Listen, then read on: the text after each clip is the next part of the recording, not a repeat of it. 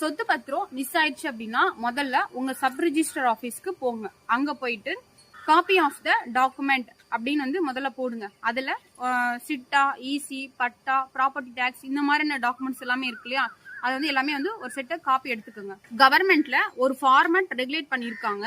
அதாவது இப்போ என்னோட டாக்குமெண்ட் வந்து மிஸ் ஆயிடுச்சு, இதுதான் வந்து என்னோட கான்டாக்ட் நம்பர், இது வந்து நீங்க பாக்குறீங்க அப்படின்னா இந்த கான்டாக்ட் நம்பருக்கு என்ன ரீச் பண்ணுங்க அப்படின்னு சொல்லி ஒரு ஃபார்மேட் இருக்கு. நம்ம அந்த ஃபார்மேட்ல வந்து இது எல்லாமே வந்து நம்ம மென்ஷன் பண்ணிக்கலாம். மென்ஷன் பண்ணதுக்கு அப்புறம் என்ன பண்ணணும் அப்படின்னா உங்க நியரஸ்ட்ல இருக்க போலீஸ் ஸ்டேஷன்ல போய் நீங்க கம்ப்ளைண்ட் பண்ணணும். அதாவது இந்த மாதிரி வந்து டாக்குமெண்ட் மிஸ் ஆயிடுச்சு அப்படின்னு சொல்லிட்டு எஃப்ஐஆர் வந்து ரைஸ் பண்ணணும்.